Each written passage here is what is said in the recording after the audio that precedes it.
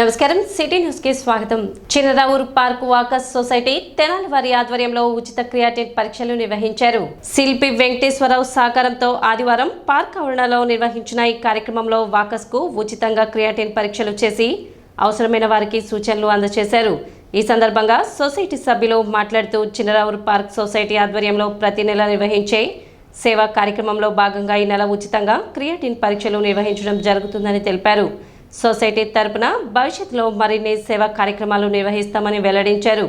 ఈ సంవత్సరం ఫిబ్రవరి నుంచి డిసెంబర్ నెల వరకు అంటే 11 నెలల కాలానికి కూడా ఏ రోజు ఏ నెలలో ఏ కార్యక్రమం నిర్వహించాలి అనేది ఒక డిస్ప్లే చేయటం కూడా జరిగింది.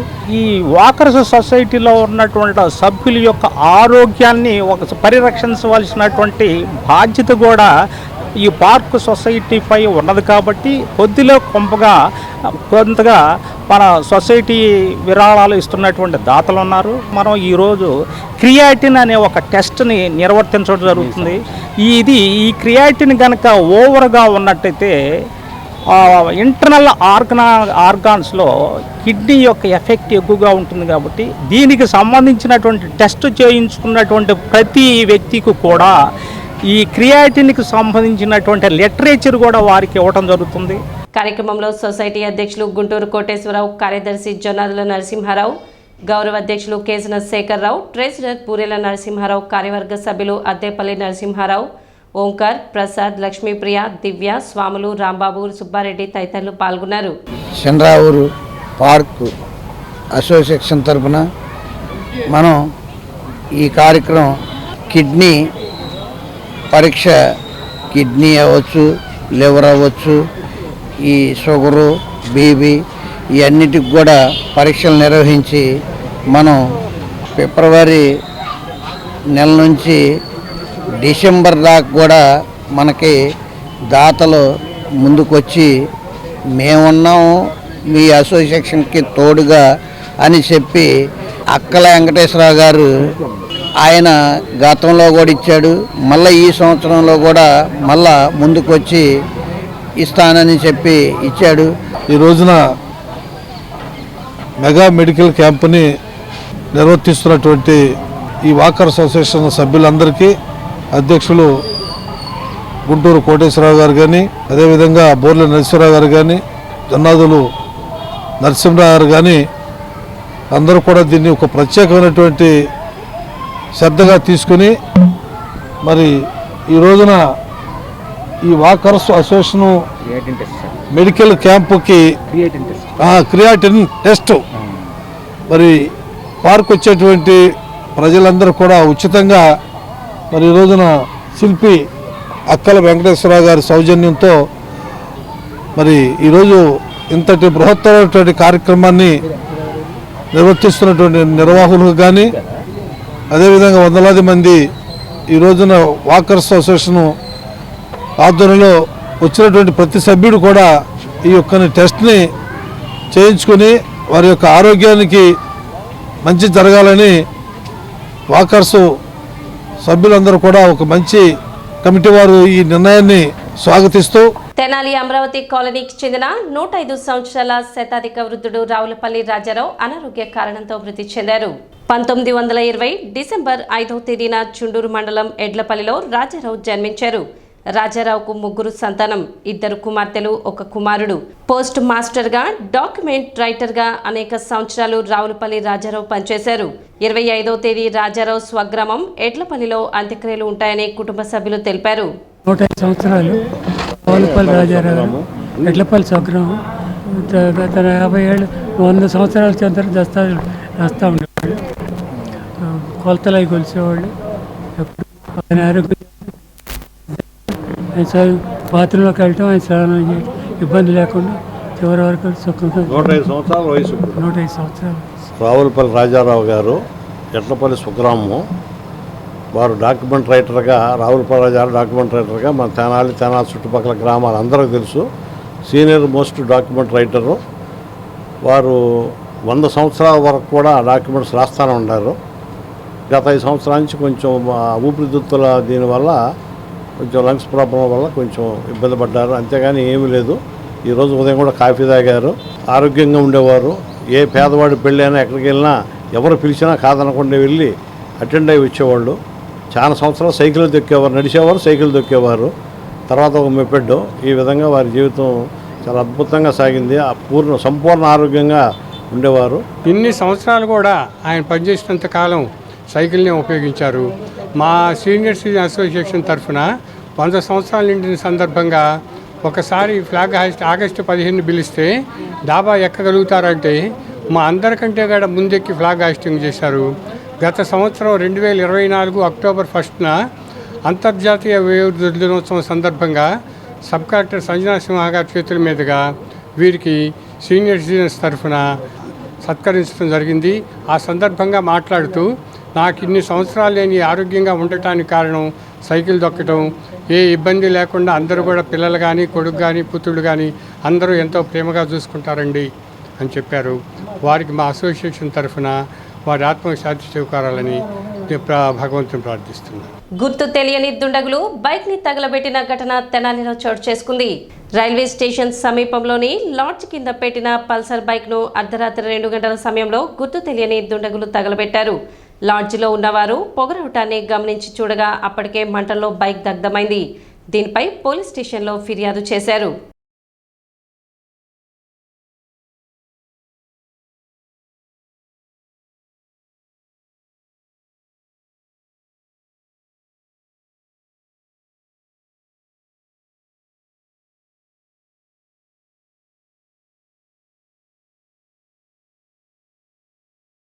పట్టణ బాలాజీరావుపేటకు చెందిన షేక్ మస్తాన్ వలీ కిడ్నాప్ మరియు దాడి చేసిన ఘటనలో వైసీపీ కౌన్సిలర్ మొగల్ అహ్మద్ బేగ్తో పాటు మరో ముద్దాయిని పట్టణ 3 టౌన్ పోలీసులు అరెస్ట్ చేశారు. శనివారం 3 టౌన్ పోలీస్ స్టేషన్లో ఏర్పాటు చేసిన విలేకరుల సమావేశంలో 3 టౌన్ సీఏ రమేష్ బాబు తెలిపిన వివరాల మేరకు పట్టణ మార్కెట్ ఏరియాలో టింబర్ డిపో నడుపుతున్న బాలాజీరావుపేటకు చెందిన షేక్ మస్తాన్ వలీకి ఆ ప్రాంత కౌన్సిలర్ మొగల్ అహ్మద్ బేగ్కి స్నేహం ఉందని, ఈ క్రమంలో ముద్దాయి అహ్మద్ తనకు ఉన్న ఆర్థిక ఇబ్బందులు, డబ్బు మీద ఉన్న వ్యామోహం కారణంగా పలుమార్లు షేక్ మస్తాన్ వలీని డబ్బులు ఇవ్వాలని కోరగా మస్తాన్ వలీ దానికి నిరాకరించడంతో మస్తాన్ వలీపై ద్వేషం పెంచుకున్న అహ్మద్ ఎలాగైనా మస్తాన్ వలీ వద్ద నుండి డబ్బులు తీసుకోవాలని నిశ్చయించుకొని గుంటూరుకు చెందిన మరో 3 కలిసి పథకం ప్రకారం మస్తాన్ వలీని కిడ్నాప్ చేయడంతో పాటు చిత్రహింసలకు గురి చేశారని, వారి చెర నుండి బయటపడిన మస్తాన్ వలీ ఇచ్చిన ఫిర్యాదు మేరకు విచారణ చేపట్టి ముద్దాయిలు అహ్మద్, రెహమాన్ను అరెస్ట్ చేసినట్లు తెలిపారు. ఈ ఘటనలో మరో 2 నిందితులు పరారీలో ఉన్నట్లు తెలిపారు. వారి గురించి గాలింపు చర్యలు తీసుకున్నట్లు చెప్పారు. నిందితుల వద్ద నుండి నేరానికి ఉపయోగించిన తార్ కార్ను స్వాధీనం చేసుకున్నట్లు చెప్పారు. ఈ కేసులో పురోగతి కనపరిచిన సిబ్బందిని సిఐ రమేష్ బాబు అభినందించారు.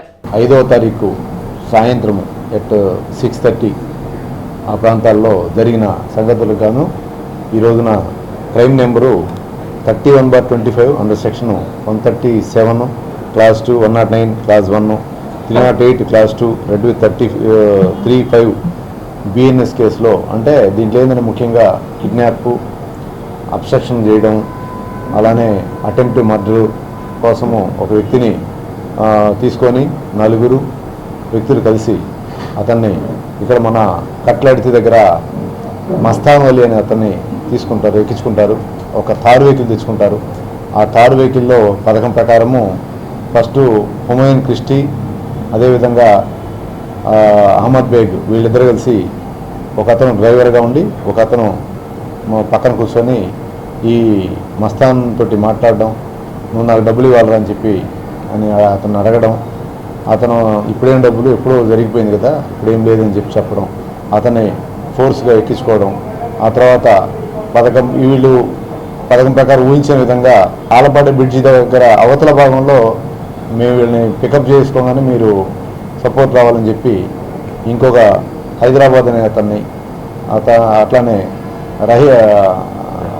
రెహమాన్ అనే అతన్ని 4 కలిసి ఎక్కించుకొని ఇక్కడి నుంచి నేరుగా నందివేలికి వెళ్తారు. నందివేలి నుంచి కొలకలూరు, అట్లానే స్ట్రైట్కి వెళ్ళిపోయి ఉప్పలపాడు దగ్గర ఎక్కేస్తారు. అక్కడ ఒక పెట్రోల్ బంకులో ఆయిల్ కోసం 5,000 రూపాయలు ఫోన్పే కొట్టించుకుంటారు. ఆ ఫోన్పే ద్వారా ఆ బండి ఏదైతే థార్ వెహికల్ తెచ్చుకుంటారో ఆ థార్ వెహికల్లో ఆయిల్ కొట్టించుకోవడం. అక్కడి నుంచి నేరుగా విజయవాడ వెళ్తారు. విజయవాడ నుంచి భవానీపురం వెళ్తారు. భవానీపురంలో ఒక 2000 రూపాయలకి మందు తీసుకుంటారు. ఒక అదే వెహికల్లో ఉన్నోళ్ళు దిగి వాళ్ళు తాగడానికి మందు తీసుకొని అక్కడ కూడా ఫోన్పే చేయించుకోవడం, అక్కడి నుంచి మళ్ళీ భవానీపురం నుంచి మళ్ళీ వెనక్కి తిరిగేసి మళ్ళీ నేరుగా బాలాజీపేటలో ఉన్నటువంటి ఈ మస్తాన్ వాళ్ళ ఇంటి దగ్గర అతన్ని తోసేసి అక్కడి నుంచి పారిపోవడం జరుగుతుంది. ఆ వెహికల్ని వాళ్ళ వెంట తెచ్చుకున్న వెహికల్ వెంట తీసుకొని వెళ్ళిపోతారు. వాళ్ళు వెళ్ళిపోయిన తర్వాత మాకు 11:30 ఆ ప్రాంతాల్లో ఇన్ఫర్మేషన్ అందుద్ది. దాని మీద ఎవరైతే బాధితుడు ఉన్నాడో మస్తాన్ని మేము ఎంక్వైరీ చేయడం, మాట్లాడడం, జరిగిన విషయం కనుక్కోవడం, దాని మీద కేసు రిజిస్టర్ చేయడం జరుగుద్ది. ఇందులోంచి మేము పోలీసులు కొడతారనే ఉద్దేశంతో వీళ్ళు పారిపోవడం జరుగుతుంది. నలుగురు ముద్దాయిలు కూడా. అసలు A1 అహ్మద్ బేగ్ మాత్రమే చేశాడని చెప్పి తెలుసు, కానీ మాకు రిమైనింగ్ వ్యక్తులు ఎవరైనా కూడా తెలియదు. ఆ తర్వాత వీళ్ళు డిఫరెంట్ ప్లేసుల్లో తిరిగి లాస్ట్కి ఈ రోజున ఆ తారు వెహికల్లో A1, A2 రెహమాన్ అనే అతను అట్లనే అహ్మద్ బేగ్ ఇద్దరు కలిసి ఆ తారు వెహికల్లో ఇంటికి వాళ్ళు వచ్చినట్టు తెలిస్తే ఈ రోజున మా ఎస్ఐ గారు టీము వీళ్ళు వెళ్ళడం, వెళ్ళి వాళ్ళని పట్టుకోవడం, ఈరోజు తీసుకొచ్చి వాళ్ళని రిమైండ్ చేయడం జరుగుతుంది. రిమైనింగ్ వ్యక్తులు హుమైన్ క్రిస్టియన్ అతని జాడ ఇంకా మాకు రాలేదు. ఇంకొక అతను ఇర్ఫాన్ అలియాస్ హైదరాబాద్ అంటారు, అతను కూడా ఇంకా మాకు ఇన్ఫర్మేషన్ రాలేదు. ఈ ఇద్దరిని కూడా త్వరలో అరెస్ట్ పెడతాము. కృష్ణా, గుంటూరు ఉమ్మడి జిల్లాల పట్టభద్రుల పీడీఎఫ్ ఎమ్మెల్సీ అభ్యర్థిగా పోటీ చేస్తున్న లక్ష్మణరావు విజయానికి కృషి చేయాలని సిపిఎం నాయకులు రమాదేవి కోరారు. శనివారం తెనాలి వచ్చిన ఆమె చెంచుపేట ప్రజా సంఘాల కార్యాలయంలో విలేకరుల సమావేశం నిర్వహించారు. ఈ సందర్భంగా ఆమె మాట్లాడుతూ విద్యారంగంలో వస్తున్న సమస్యల పట్ల నిరంతరం చట్టసభల్లో ప్రశ్నించడంతో పాటు ప్రజానికానికి అవగాహన కల్పించడంలో లక్ష్మణరావు విస్తృతమైన కృషి చేస్తున్నారని, అటువంటి వ్యక్తిని గెలిపించుకోవాల్సిన అవసరం ఉందని, ఈ నెల 27న జరిగే ఎమ్మెల్సీ ఎన్నికలలో కెఎస్ లక్ష్మణరావుకు తమ ఓటును వేసి గెలిపించాలని పట్టభద్రులను ఆమె కోరారు. సమావేశంలో సిపిఎం జిల్లా నాయకులు కె బాబు ప్రసాద్ తదితరులు పాల్గొన్నారు. ఈ నెల 27వ తేదీన ఎమ్మెల్సీ ఎన్నికలకి పట్టభద్రుల నియోజకవర్గానికి ఎన్నికలు జరుగుతున్నటువంటి విషయం ఇప్పటికే పట్టభద్రులందరికీ తెలుసు. కెఎస్ లక్ష్మణరావు గారి విజయాన్ని ఆకాంక్షిస్తూ ఐద్వా, సిఐటియు, అలాగే ఇతర ఉపాధ్యాయ సంఘాలు, ఎన్జిఓ సంఘాలు ఇవన్నీ కూడా విస్తృతంగా ప్రచారం సాగిస్తూ ఉన్నాయి. లక్ష్మణరావు గారు ప్రజానీకానికి అందరికీ కూడా చిరపరిచితులు. కాలేజీ లెక్చరర్గా పనిచేస్తూ రిజైన్ చేసి పీడీఎఫ్ ఎమ్మెల్సీగా ఆయన విజయం సాధించారు.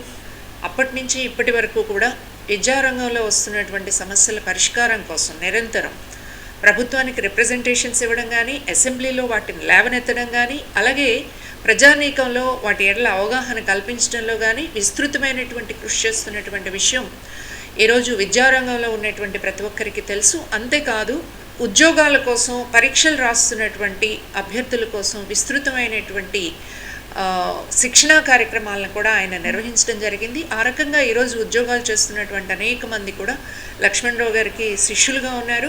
నిజాయితీ కలిగినటువంటి వ్యక్తుల గురించి, అలాంటి వాళ్ళని విజయం సాధించాలని ప్రతి ఒక్కరూ మాట్లాడుకుంటాం. ఈరోజు నిజాయితీ నిబద్ధతలో మరెవరూ సాట్లేని విధంగా పీడీఎఫ్ ఎమ్మెల్సీలు, అందులో కెఎస్ లక్ష్మణరావు గారు చాలా కృషి చేస్తున్నటువంటి పరిస్థితి కూడా తెలుసు.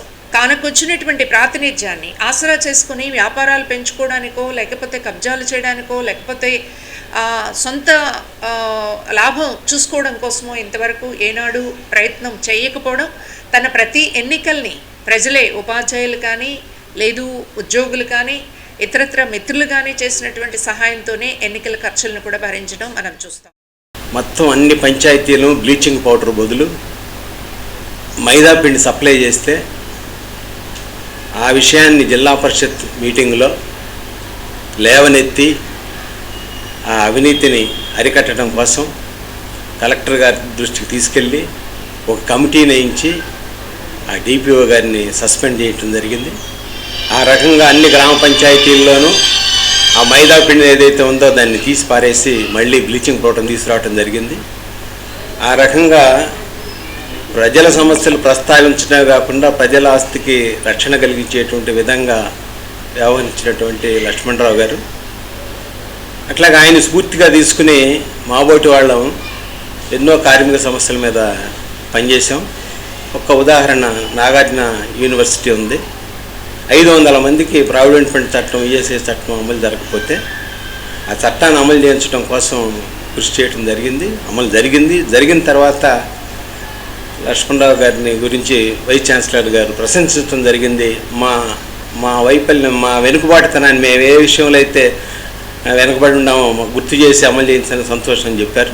అట్లాగే మన పులిపర గ్రామ పంచాయతీ ఉంది, అక్కడ కూడా ప్రావిడెంట్ ఫండ్ అమలు చేయక పెండింగ్లో పడితే ఆ కేసును మేము టేకప్ చేసి ప్రావిడెంట్ ఫండ్ అధికారులు 11,20,000 రూపాయలు పెనాల్టీతో సహా కట్టాలని చెప్పేసి అంటే పంచాయతీ గ్రామ సెక్రటరీ ఆ చట్టం యొక్క దాని విలువేంటో పవర్ ఏంటో తెలియక అమలు చేయకపోతే చివరికి పిఎఫ్ అధికారులు ఆ గ్రామ పంచాయతీ యొక్క బ్యాంక్ అకౌంట్ని అటాచ్ చేసిన తర్వాత అప్పుడు ఆఫీస్కి వెళ్ళి ఇన్స్టాల్మెంట్లో మేము కట్టుకుంటామని చెప్పి చెప్పడం జరిగింది.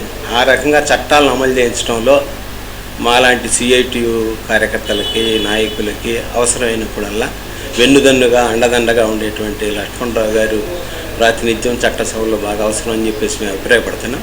సిటీ న్యూస్ ఇంతటితో సమాప్తం. నమస్కారం.